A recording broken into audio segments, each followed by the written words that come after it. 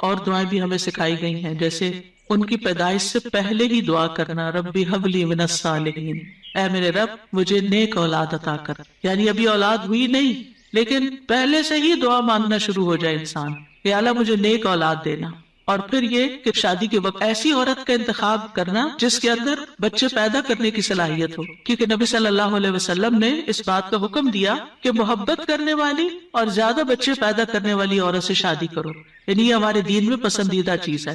پھر اسی طرح شادی سے ملنے والی جو نیک اولاد ہے اس کا فائدہ کیا ہے کہ وہ مرنے کے بعد والدین کے لیے دعائیں کرتی ہے اور ماں باپ کے لیے صدقہ جاریہ بن جاتی ہے، اور یہ والدین کی درجات کی بلندی کا ذریعہ بنتا ہے.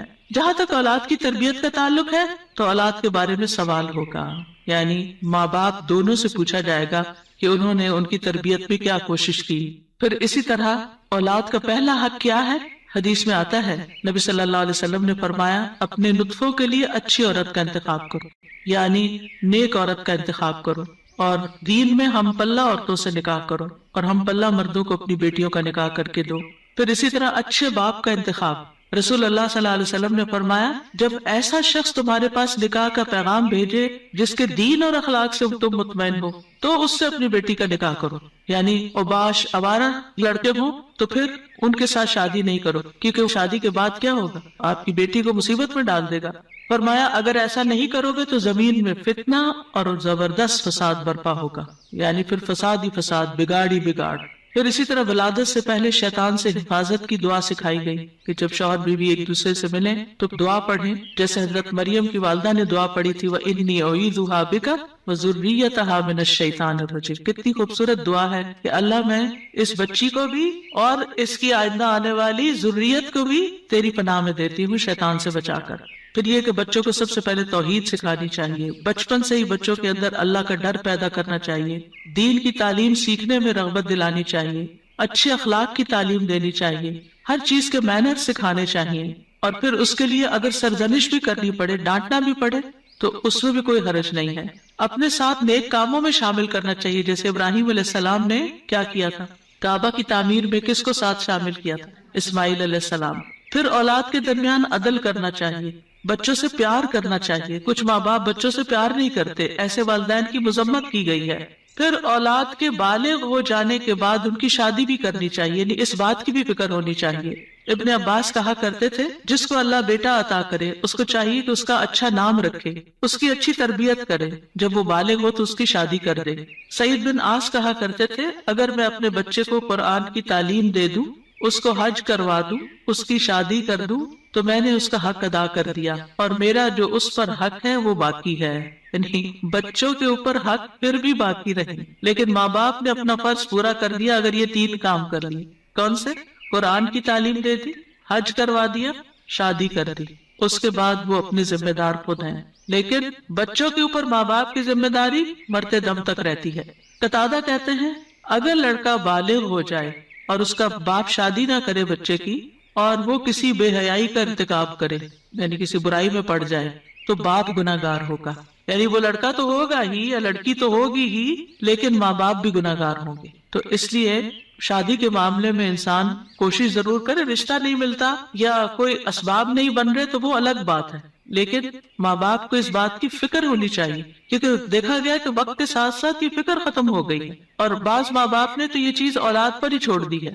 پھر اسی طرح یہ بھی خوشخبری سن لیجئے کہ والدین کی دعائیں اپنی اولاد کے حق میں قبول ہوتی ہیں، اس لیے بچوں کے لیے زیادہ سے زیادہ دعائیں کیا کریں. یعنی خاص طور پر اگر بچے جو ہے وہ دور ہوں یا آپ کی ایکسپیکٹیشن پہ پورے نہیں اتر رہے ہوں تو ان کو اپنی دعاؤں میں یاد رکھیں.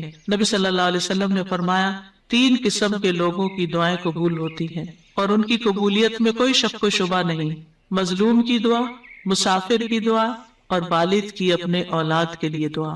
تو اس لیے ہمیں دعائیں کرتے رہنا چاہیے، اور ان دعاؤں میں ربنا ہب لنا من ازواجنا، جن کو آتی ہے وہ بھی پڑھیں، ربنا ہب لنا من ازواجنا وذریاتنا قرۃ اعین وجعلنا للمتقین اماما.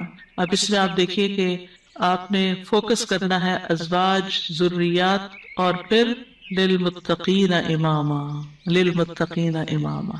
اس میں وہ لوگ بھی آ جاتے ہیں جن کے ازواج نہیں یا جن کی اولاد نہیں تو وہ کیا ہے؟ متقین کے امام. کیونکہ آپ دیکھیے کہ حضرت عائشہ رضی اللہ تعالیٰ عنہا جو تھی بہت ینگ ایج میں 18 ایئرس کی تھی کہ وہ بیوہ ہو گئی تھی، بہت چھوٹی عمر میں. لیکن آپ کو معلوم ہے ان کے شاگردوں کی تعداد کتنی زیادہ ہے. ایک تو کچھ ڈائریکٹ شاگرد تھے نا، اور ایک آج تک ہم سب شاگرد ہیں ان کے. انہوں نے جو احادیث روایت کی، یعنی وہ ان صحابہ میں سے تھی جو مکثرین تھے، جن کی احادیث کی تعداد ہزاروں میں پہنچتی. تو انہوں نے جو احادیث روایت کی اور لوگوں نے جو پڑھی اور آگے پڑھائی اور سکھائی، وہ سب ان کے شاگرد بنتے ہیں. تو ایسے لوگ جو وہ علم حاصل کرتے ہیں اور وہ تقوی حاصل کرتے ہیں، تو یہ بھی ایک لیڈرشپ ہوتی. ہو سکتا ہے کہ یہ لیکچر کچھ ایسے لوگ بھی سن رہے ہوں کہ جن کی ابھی شادی نہیں ہوئی، یا شادی ہوئی تو شوہر نہیں ہے، شوہر چلا گیا دنیا سے، یا ڈیورس ہو گئی، یا پھر یہ کہ شادی ہوئی شوہر ساتھ ہے لیکن بچے نہیں ہوئے، یا یہ کہ بچے ہوئے اور فوت ہو گئے. یعنی کئی سیناریوز ہیں نا، کئی سچویشن بن جاتی ہیں. تو جو بھی کوئی سچویشن ہو اس میں دعا کا یہ پہلا حصہ پڑھنے کے ساتھ ساتھ دوسرا حصہ آپ کے لیے ایک زبردست تسلی کا ذریعہ ہے کہ اگر ہمارے پاس دنیا کی یہ نعمتیں نہیں ہیں، یہ دنیا کی نعمتیں ہیں نا، اگر اللہ تعالیٰ نے لے لی تو اللہ تعالیٰ اس کا عوض بھی بہت زبردست دے گا. تو اللہ نے جو دوسری اپرچونٹیز اور جو دوسرے مواقع رکھے ہیں ان سے ہمیں فائدہ اٹھانا چاہیے اور ایسے کام کرنے چاہیے اور ایسے کاموں میں اپنا وقت لگانا چاہیے. اور خاص طور پر میں ان خواتین سے کہوں گی جن کے بچے بڑے ہو چکے ہیں، جو اپنے بچوں سے فارغ ہو چکی ہیں اور اللہ تعالیٰ نے ان کو صحت جیسی نعمت عطا کر رکھی ہے، ان کو وقت دے رکھا ہے، ان کو مال دے رکھا ہے، وہ اپنے وقت کو کمیونٹی سروسز میں ضرور لگائیں. یعنی اگر تعلیم ہے ان کے پاس تو دوسروں کو تعلیم دیں، اور اگر ان کے پاس کوئی سکلز ہیں تو وہ دوسروں کو سکلز سکھائیں. اور اگر کسی بھی قسم کا کوئی والنٹیئر ورک وہ کر سکتے ہیں تو اپنے آپ کو خود آفر کریں. تو ہو سکتا ہے کہ جہاں پر آپ آفر کریں وہاں آپ کے لیے کوئی اپرچونٹی موجود ہو اور آپ نیک کام میں حصہ لے لیں. اور اس کا یہ مطلب نہیں کہ یہ صرف فارغ لوگوں کا کام ہوتا ہے کہ وہ دین کی خدمت کرتے رہیں. صحابہ کرام نے اپنی ازواج اولاد کے ساتھ بھی یہ کام کیا ہے. یاد رکھیے جس طرح ہم اپنی دنیا کو بنانے کے لیے، اپنی اولاد کو سنوارنے کے لیے ہم کوشش کرتے ہیں، اسی طرح ہمیں دوسروں کی اولاد اور دوسرے لوگوں کی بھی فکر ہونی چاہیے، ان کے لیے بھی خیر خواہی کرنی چاہیے. اور میں نے اپنی زندگی میں ایکسپیرینس کیا ہے کہ میں نے شاید اپنے بچوں سے زیادہ دوسروں کی فکر کی ہے اور اللہ تعالیٰ نے وہ خیر واپس لوٹا دی. یعنی اپنی اولاد کو شاید اتنا وقت جتنا ایک عام ایوریج ماں باپ دیتے ہیں اتنا شاید نہ دے سکی، لیکن الحمدللہ اللہ سبحانہ وتعالیٰ نے وہ خیر قبول کی اور میرے بچوں کو بھی ہدایت دے دی. تو ایسا نہیں ہوتا کہ جب ہم خیر بانٹتے ہیں تو خود خیر سے محروم ہو جاتے ہیں. کوئی امتحان آزمائش تو ہو سکتی ہے.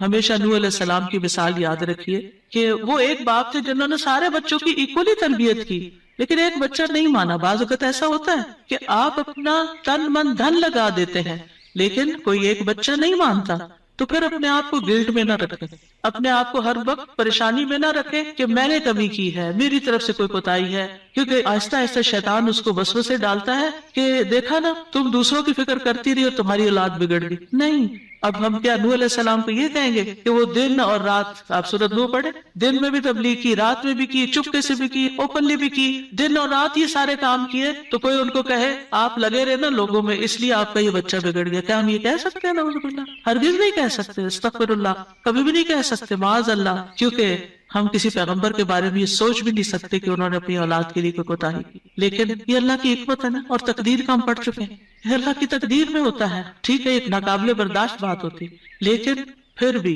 میں نے اپنے استاد سے بہت پہلے ایک بات سنی تو اس کو میں نے پلے باندھ لیا. انہوں نے کہا تھا، تفسیر کی کلاس میں تفسیر پڑھاتے تھے ماسٹرز میں، انہوں نے کہا کہ اگر آپ چاہتے ہیں نا آپ کا بچہ کھائے، کیونکہ مائیں بڑی پریشان رہتی ہے بچہ کھاتا نہیں ہے، آپ دوسروں کے بچوں کو کھلائیں. آپ کا بچہ دودھ نہیں پیتا، آپ بچوں میں دودھ بانٹیں. آپ کا بچہ سیکھتا نہیں، تعلیم بھی حاصل، تو آپ اوروں کے بچوں کو پڑھائیں. جو خیر آپ دوسروں کو دیں گے وہ خیر آپ پر واپس آئے گی. ان احسنتم احسنتم لانفسکم، یہ نہیں ہو سکتا کہ آپ دوسروں کے لیے بھلا کریں اور اللہ تعالیٰ آپ کو چھوڑ دے. ان تنصروا اللہ ینصرکم ویثبت اقدامکم، دین کی مدد کرنا اللہ کی مدد حاصل کرنے کا ذریعہ ہے اور ثابت قدمی کا، دین پر ثابت قدمی کا. کیونکہ آپ دیکھیے اگر آپ پاور ہاؤس سے اپنے گھر کی بجلی کا کنیکشن کاٹ دیتے ہیں تو کیا ہوتا ہے؟ آپ کا گھر اندھیرے میں چلا جاتا ہے. قرآن سے، قرآن والوں سے، قرآن کی مجالس سے اگر آپ اپنے آپ کو یہ کہہ کے پیچھے کر لیتے ہیں کہ میں اپنے بچوں کی تربیت کر رہی ہوں تو یہ ایک دھوکہ ہوگا. کیونکہ ایسے بچوں کی تربیت نہیں ہوتی اگر آپ کا دل خالی ہے اور آپ کے اندر ایمان بھرا ہوا نہیں ہے، اگر آپ کے اندر یقین نہیں ہے، اگر آپ ایک اچھے رول ماڈل نہیں ہے، اور یہ ساری چیزیں آپ کو قرآن سے جڑے رہنے سے ملتی ہے، قرآن والوں سے جڑے رہنے سے ملتی ہے، تو پھر آپ اپنے بچے کی تربیت خالی خولی کہاں سے کریں؟ آپ 24 گھنٹے بھی اپنے بچے پہ اینک لگا کے رکھے نا کہ میں اس پہ توجہ کر رہی ہوں، ہدایت پھر بھی اللہ نے دینی، لیکن جب آپ اللہ کا کام کریں گے تو انشاءاللہ اللہ تعالیٰ آپ کے بچوں کو ضرور ہدایت دے، وہ آپ کو تنہا نہیں چھوڑے گا۔ اور اگر پھر بھی ان کو ہدایت نہیں ملتی تو معلوم نہیں اللہ کی کیا حکمت ہے جو ہمیں نہیں پتا، ہمیں نہیں پتا۔ ہو سکتا ہے کسی ایک بچے کی تکلیف ہمارے اللہ کے ساتھ جڑے رہنے کا ذریعہ بن جائے۔ بعض اوقات ایسا ہوتا ہے نا کہ ساری نعمتیں ملی ہوتی، سارے بچے بہت آؤٹ سٹینڈنگ ہوتے ہیں، ایک بچہ پڑھ کے ہی نہیں دیتا۔ میری اپنی ایک رشتہ دار ہے، ماشاءاللہ 6 بچے ان کے، 5 ڈاکٹر ہیں، ایک نہیں بنی۔ اب اللہ کی مرضی نا، باپ بھی ڈاکٹر، سارا گھرانہ ڈاکٹرز کا، لیکن جو نہیں بنی اب وہ سارا وقت اپنے آپ کو کوسے، شاید میں نے اس کی تربیت میں کوئی کمی کی، شاید میں نے اس کو صحیح سے نہیں پڑھا۔ نہیں بھائی، اس کی نہیں تھی دلچسپی، ہر کوئی ڈاکٹر نہیں بننا چاہتا، ہر کوئی دین کا عالم نہیں بننا چاہتا، ہر کوئی وہ کام نہیں کرنا چاہتا جو آپ اس کے لیے سجیسٹ کر رہے ہیں، اس کی اپنی ایک سوچ ہے، اس کی اپنی ایک رائے ہے۔ تو اس میں بچوں کو مارجن بھی دے، اس میں تھوڑی سی آزادی بھی دے، اور ان کے لیے خوب دعائیں کریں، کیونکہ جب ہماری زندگی میں کوئی مشکل آ جاتی ہے نا، کوئی آزمائش آ جاتی ہے، تو پھر کیا ہوتا ہے، ہم اللہ سے اور قریب ہو جاتے ہیں۔ بعض اوقات پتہ کیا ہوتا ہے، ہم نماز کے ساتھ چند نوافل پڑھ لینا ایکسٹرا، اور چند نفلی روزے رکھ لینا، اور حج کے ساتھ عمرہ بھی کر لیں، پھر ہم اپنے آپ کو کیا سمجھنے لگتے ہیں، ہم بہت نیک ہو گئے، ہم نے بہت اچھے اچھے کام کر لیے ہیں۔ لیکن ہوتا کیا ہے کہ ابھی کمی ہوتی ہے کہیں اور ہمیں پتہ نہیں ہوتا، اتنے میں اللہ کی طرف سے کوئی آزمائش آ جاتی، پھر جو ہماری دعاؤں میں رونا ہوتا ہے، اور پھر جو ہماری دعاؤں میں اخلاص ہوتا ہے، اور پھر جو ہماری دعاؤں میں اصرار ہوتا ہے اور تکرار ہوتا ہے اور ہمارا تڑپنا ہوتا ہے، وہ اس سے پہلے نماز، روزہ، حج، زکوٰۃ کسی چیز میں نہیں تھا۔ ہم آزمائش کے ساتھ جتنے اللہ کی طرف جاتے ہیں، نعمتوں کے ساتھ اتنے نہیں جاتے، یہ مانی ہوئی بات ہے، ہم سب کا تجربہ ہے۔ تو اس لیے بہت ضروری ہے کہ ہم کوشش کریں اور اس کے ساتھ ساتھ اللہ سے دعا کرتے رہیں، وَجْعَلْنَا لِلْمُتَّقِينَ إِمَامًا، اللہ ہمیں متقی ساتھی دے، متقی دوست دے، متقی اٹھنے بیٹھنے والے دے، ایسے لوگوں میں اٹھے بیٹھے ملیں جلیں اور ان کی رہنمائی کریں کہ جو تقوی والے ہوں، تاکہ ہمارے تقوی میں بھی اضافہ ہوتا چلا جائے، کیونکہ انسان اپنے ماحول کی پیداوار ہوتا ہے، جس طرح کے دوستوں میں، جس طرح کے لوگوں میں وہ رہتا ہے، ویسی ہی سوچ اس کی بننا شروع ہو جاتی ہے۔ اور پھر ابراہیم علیہ السلام کی دعا بھی کہ ربی ہب لی من الصالحین، کہ اللہ اپنے پاس سے ہی صالح بچہ دے دے، میں تو نیک بنانے سے رہا۔ اور یہ ابراہیم علیہ السلام مانگ رہے ہیں، اور اللہ سبحانہ وتعالیٰ نے پھر ان کو کیسی نیک اولاد عطا کی۔ اسماعیل علیہ السلام کتنے فرما بردار تھے، اسحاق علیہ السلام کتنے غلام علیم تھے، علم والے، اور ان کی نسل میں بھی علم آیا۔ اور پھر آپ دیکھیے کہ ابراہیم علیہ السلام نے یہاں صرف یہ نہیں کہا کہ ربی حب لی من الصالحین، بلکہ اس سے پہلے ایک بات کہی تھی، وہ کیا تھی؟ سورہ صافات میں وقال انی ذاہب الی ربی سیہدین، میں اپنے رب کی طرف جا رہا ہوں، میں رب کا بن رہا ہوں، وہ مجھے ہدایت دے گا۔ پھر مانگا اللہ مجھے نیک اولاد بھی دے۔ ہم کیا کرتے ہیں؟ ہم خود تو نیک بنتے نہیں، انی ذاہب الی ربی کرتے نہیں، نہ نیکی کی طرف جاتے ہیں، نہ نیک کام کرتے ہیں، نہ دین کا کام کرتے ہیں، اور پھر ہم کہتے ہیں اللہ مجھے نیک اولاد دے، میری اولاد کو نیک بنا دے۔ یہ کیسے ہوگا؟ پہلے آپ خود تو بنے، پہلے آپ خود تو وہ کام کریں کہ جو آپ کو کر کے دکھانے ہیں بچے کو کہ ایسے نیک کام کرتے ہیں۔ اور پھر آپ دیکھیں کہ ابن جریر طبری کہتے ہیں کہ ابراہیم علیہ السلام کی دعا یہ تھی کہ اللہ مجھے اپنی طرف سے ایسا بیٹا عطا کر جو نیک لوگوں میں سے ہو، ایسے لوگ جو تیری اطاعت کرتے ہیں، تیری نافرمانی نہیں کرتے، زمین میں اصلاح کے کام کرتے ہیں اور زمین میں فساد برپا نہیں کرتے، یعنی مجھے ایسی اولاد چاہیے۔ اس سے یہ بات بھی پتہ چلتی ہے کہ انسان خواہ کتنا ہی قدر و منزلت والا ہو، خلیل اللہ ہی کیوں نہ ہو، پھر بھی وہ اللہ کا محتاج ہے، پھر بھی وہ اللہ تعالیٰ سے دعائیں کرے کہ ربی حب لی من الصالحین۔ اور اصلاح کی اپنی ایک اہمیت ہے، یعنی صرف اولاد نہیں مانگی بلکہ نیک اولاد مانگی، کیونکہ صرف اولاد آپ کے لیے مصیبت کا سبب ہو سکتی ہے، اور نیک اولاد آپ کے لیے آنکھوں کی ٹھنڈک کا سبب ہوگی۔ اور پھر یہ کہ ابراہیم علیہ السلام کی دعا میں وَمِن ذُرِّيَّتِنَا أُمَّةً مُسْلِمَةً لَكَ، سبحان اللہ، اتنی بڑی دعا مانگ لی، یعنی صرف نیک اولاد نہیں بلکہ ہماری ذریات، یعنی اولاد کی اولاد، اولاد کی اولاد، اولاد کی اولاد، اس میں ایک امت مسلمہ پیدا کرتے۔ کتنے خوبصورت الفاظ کا چناؤ تھا۔ پہلے حبلی کہا، اللہ تحفہ چاہیے تیری طرف سے، ہدیہ چاہیے، ہبا چاہیے، میں نے کچھ نہیں کیا، مجھے تیری طرف سے عنایت چاہیے کہ تو مجھے ایسا بیٹا عطا کر دے کہ جس کے اندر فطرت میں اندر خیر ہو، اندر نیکی ہو، اور بڑا ہو کے وہ اچھے کام کرے۔ اور پھر صرف یہ وَمِن ذُرِّيَّتِنَا أُمَّةً مُسْلِمَةً لَكَ، اللہ ہماری اولاد میں سے ایسے لوگ پیدا کر جو تیرے فرما بردار مُسْلِمَةً لَكَ ہوں۔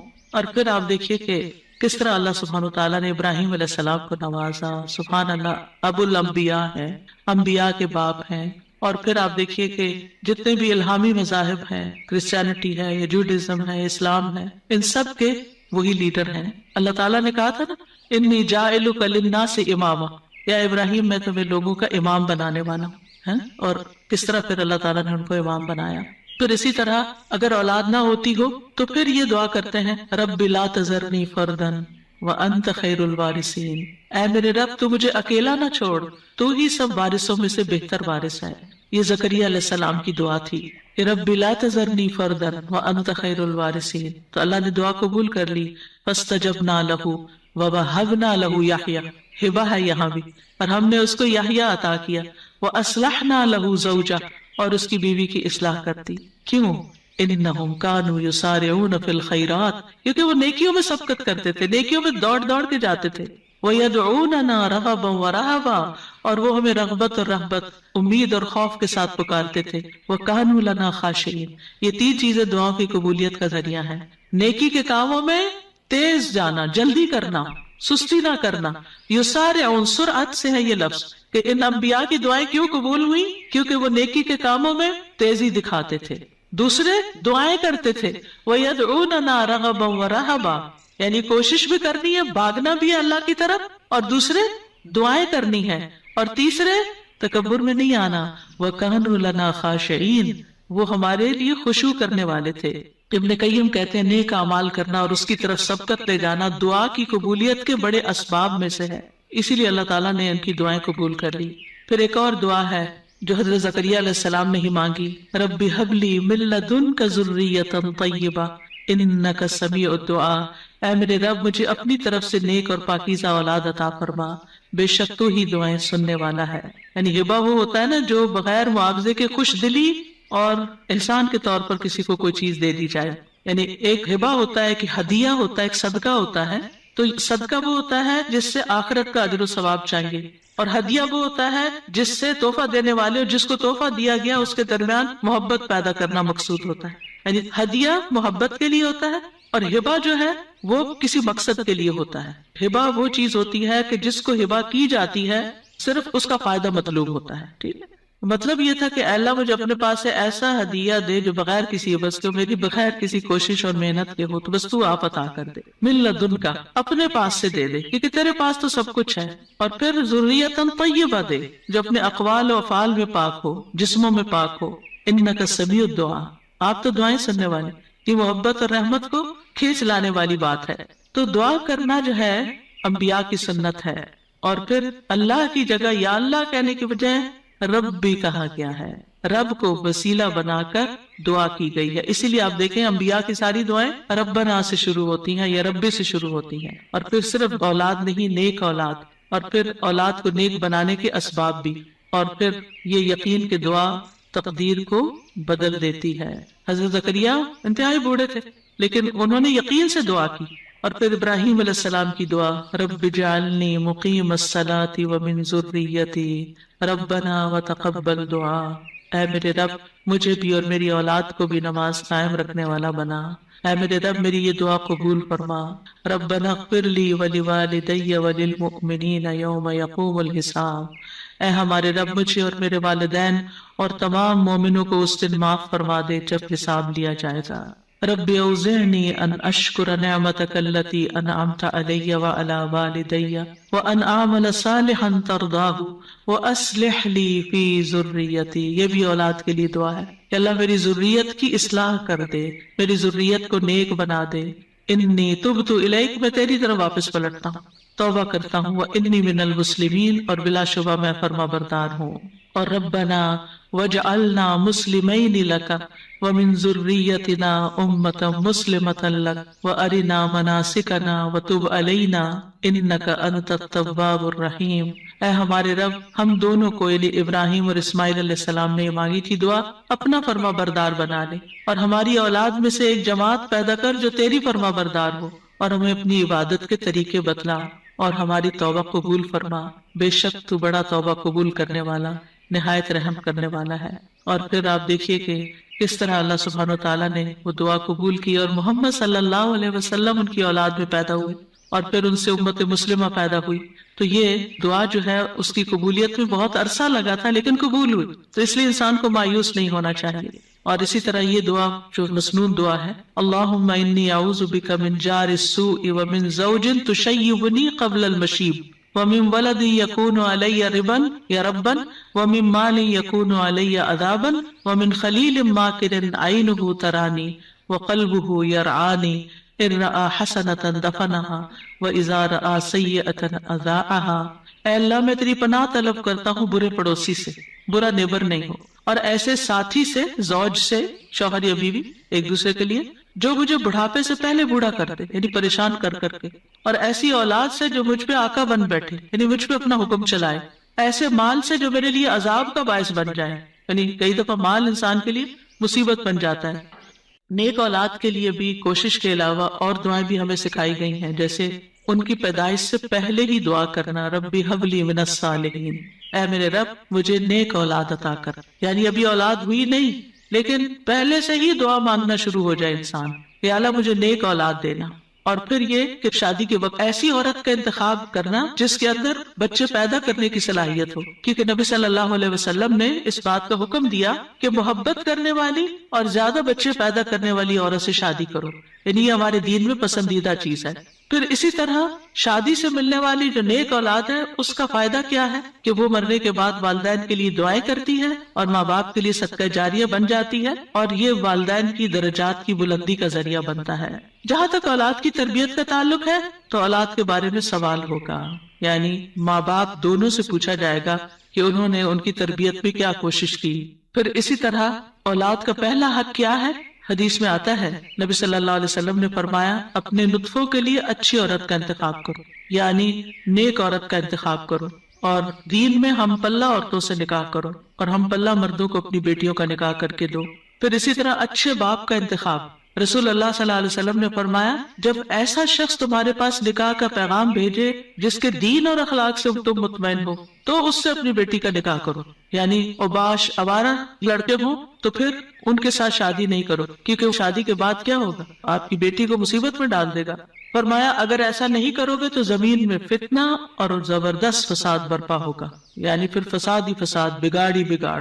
پھر اسی طرح ولادت سے پہلے شیطان سے حفاظت کی دعا سکھائی گئی کہ جب شوہر بیوی ایک دوسرے سے ملیں تو دعا پڑھیں، جیسے حضرت مریم کی والدہ نے دعا پڑھی تھی وَإِنِّي أُعِيذُهَا بِكَ وَذُرِّيَّتَهَا مِنَ الشَّيْطَانِ الرَّجِيمِ۔ کتنی خوبصورت دعا ہے کہ اللہ میں اس بچی کو بھی اور اس کی آئندہ آنے والی ذریت کو بھی تیری پناہ میں دیتی ہوں شیطان سے بچا کر۔ پھر یہ کہ بچوں کو سب سے پہلے توحید سکھانی چاہیے، بچپن سے ہی بچوں کے اندر اللہ کا ڈر پیدا کرنا چاہیے، دین کی تعلیم سیکھنے میں رغبت دلانی چاہیے، اچھے اخلاق کی تعلیم دینی چاہیے، ہر چیز کے مینر سکھانے چاہیے، اور پھر اس کے لیے اگر سرزنش بھی کرنی پڑے، ڈانٹنا بھی پڑے تو اس میں بھی کوئی حرج نہیں ہے۔ اپنے ساتھ نیک کاموں میں شامل کرنا چاہیے، جیسے ابراہیم علیہ السلام نے کیا کیا تھا، کعبہ کی تعمیر میں کس کو ساتھ شامل کیا تھا، اسماعیل علیہ السلام۔ پھر اولاد کے درمیان عدل کرنا چاہیے، بچوں سے پیار کرنا چاہیے، کچھ ماں باپ بچوں سے پیار نہیں کرتے، ایسے والدین کی مذمت کی گئی ہے۔ پھر اولاد کے بالغ ہو جانے کے بعد ان کی شادی بھی کرنی چاہیے، یعنی اس بات کی بھی فکر ہونی چاہیے۔ ابن عباس کہا کرتے تھے جس کو اللہ بیٹا عطا کرے اس کو چاہیے کہ اس کا اچھا نام رکھے، اس کی اچھی تربیت کرے، جب وہ بالغ ہو تو اس کی شادی کر دے۔ سعید بن عاص کہا کرتے تھے اگر میں اپنے بچے کو قرآن کی تعلیم دے دوں، اس کو حج کروا دوں، اس کی شادی کر دوں تو میں نے اس کا حق ادا کر دیا، اور میرا جو اس پر حق ہے وہ باقی ہے۔ یعنی بچوں کے اوپر حق پھر بھی باقی رہے، لیکن ماں باپ نے اپنا فرض پورا کر دیا اگر یہ 3 کام کر لیے۔ کون سے؟ قرآن کی تعلیم دے دی، حج کروا دیا، شادی